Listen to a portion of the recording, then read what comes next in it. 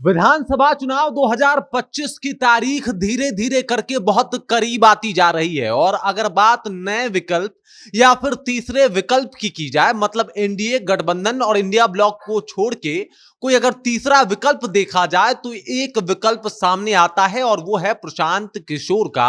और इसमें कोई दो राय नहीं है कि बिहार विधानसभा चुनाव 2025 से पहले जिस तरीके से भौकाल खड़ा किया है प्रशांत किशोर ने, जिस तरीके से इनका एक माहौल बना हुआ है, वो एक अच्छी दावेदारी पेश करते हुए नजर आ रहे हैं। और आज का जो वीडियो होने वाला है इसी के ऊपर होने वाला है कि उन 4 कारणों के ऊपर हम बात करेंगे जिससे प्रशांत किशोर की दावेदारी पुख्ता होती है। तो बिना देरी किए हम वीडियो की तरफ बढ़ते हैं, लेकिन उससे पहले मेरा परिचय जान लीजिए। मेरा नाम है रजत और आप देख रहे हैं जनता जंक्शन। प्रशांत किशोर वो नाम जो भाई साहब अपने यात्रा के लिए पूरे बिहार में फेमस हो गए, पूरे बिहार ही नहीं अपितु पूरे देश में आज ये चर्चा के केंद्र में है कि क्या यहां पे बिहार में बदलाव जो है वो प्रशांत किशोर लाने वाले हैं, क्योंकि बदलाव की जो लहर है वो देखने को मिल रही है। जो जनसैलाब इनके रैलियों में, जो जनसैलाब जनता सभाओं में देखने को मिलता है, इससे तो यही लगता है कि प्रशांत किशोर एक अच्छे विकल्प के रूप में उभर रहे हैं और उन्हीं 4 कारणों के ऊपर हम बात भी करने वाले हैं। तो बिना देरी किए चलिए हम उन 4 कारणों की बात कर लेते हैं। तो भाई पहला कारण है मुसलमानों में विश्वास। ये 4 कारण मैं आपको बता देता हूं। मुसलमानों में विश्वास, बिहार की जनता को आस, दलितों के खास और नए चेहरे की तलाश, ये 4 कारण हैं। अब इन 4 कारण को मैं डिस्क्राइब करके अच्छे से आपको परोसता हूं, समझाता हूं। पहला है मुसलमानों में विश्वास, मतलब मुसलमान जो हैं अब प्रशांत किशोर के ऊपर भरोसा कर रहे हैं। इसके पीछे के कई कारण हैं।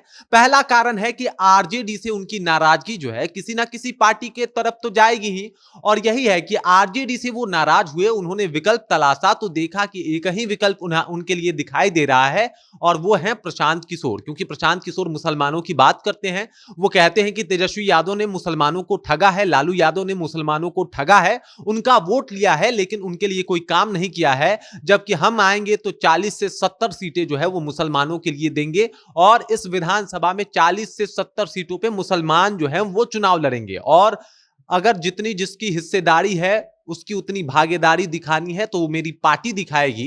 तेजस्वी यादव के बस की बात नहीं है। इस बात पे तेजस्वी यादव को आज उन्होंने चैलेंज भी कर दिया कि तेजस्वी यादव में दम है तो ऐसा करके दिखाएं।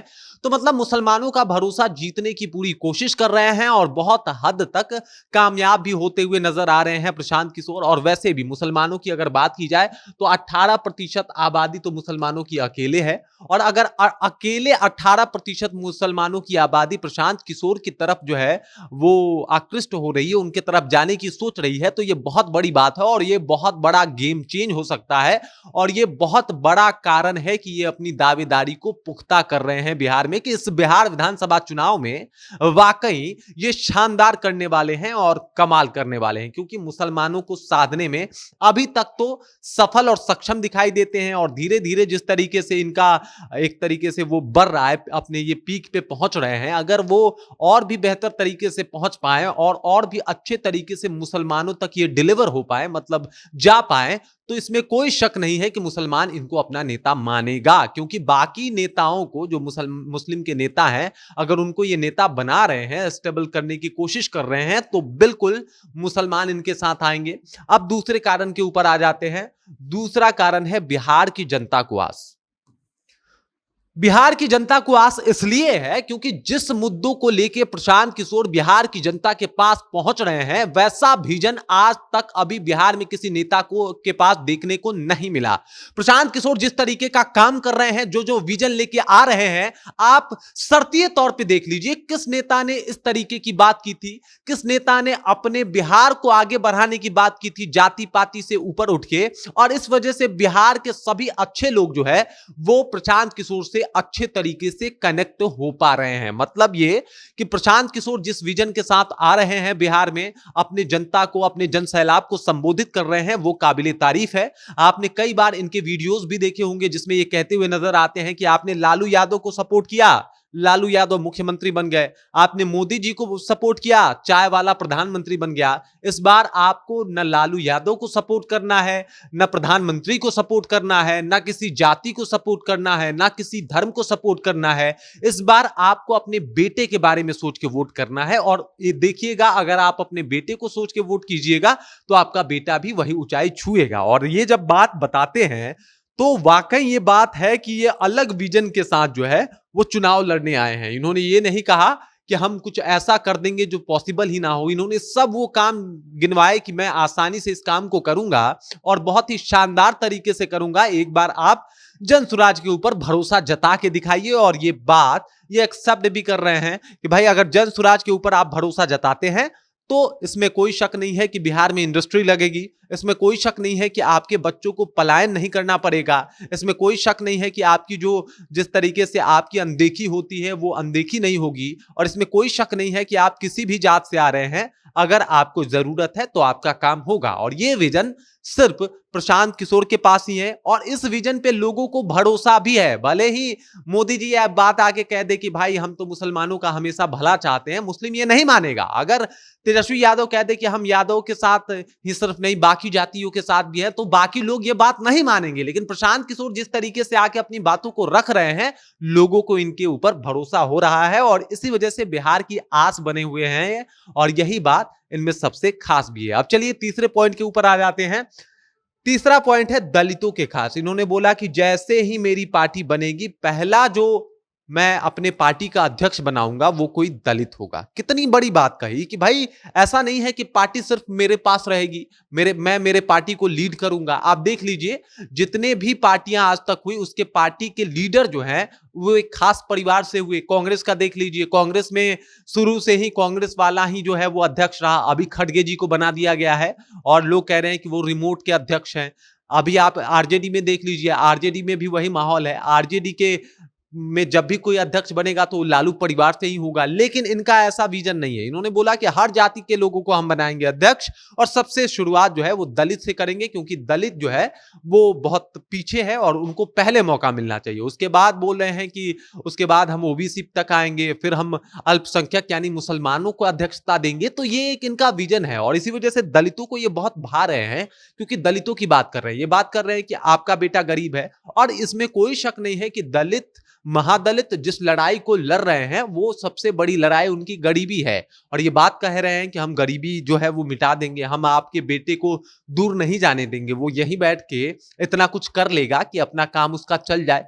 तो इस वजह से दलितों के ये खास हो गए हैं, दलितों को ट्रस्ट होने लगा है और दलितों को लगने लगा है कि प्रशांत किशोर बहुत शानदार काम कर रहे हैं और इनके साथ जुड़ना चाहिए। लोग जुड़ भी रहे हैं और दलित को छोड़िए, बहुत ऐसे लोग हैं कि प्रशांत किशोर के साथ जुड़ना जो है वो पसंद कर रहे हैं। और इसका कारण है कि नए चेहरे की तलाश।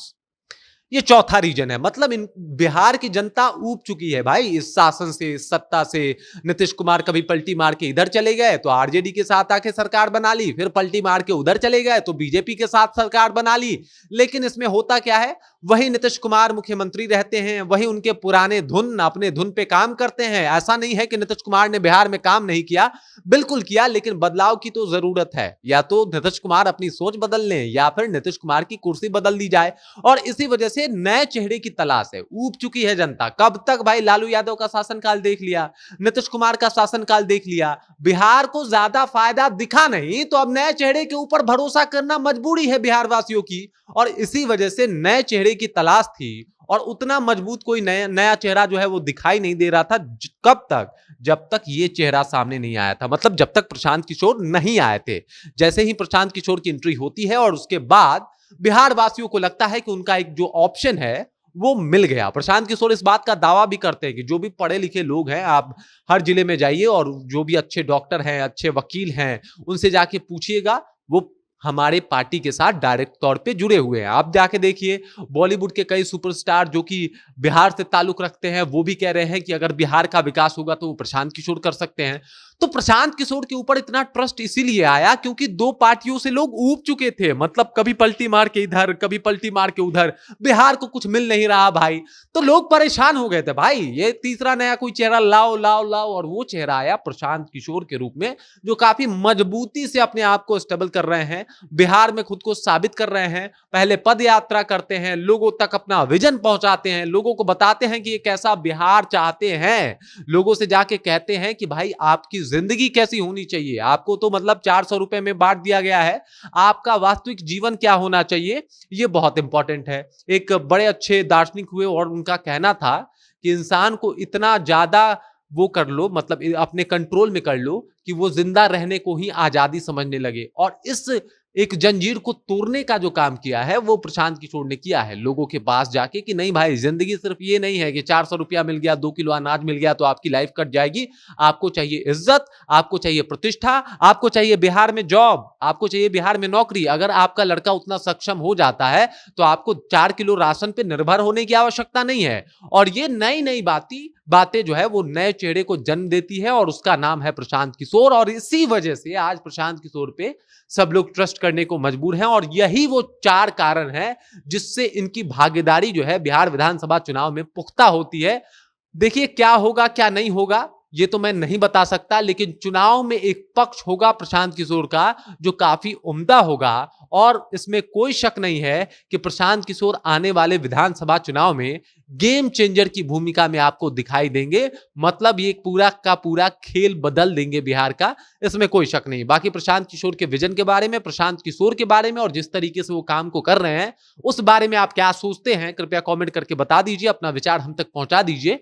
बाकी आप देख रहे हैं जनता जंक्शन और मेरा नाम रजत है।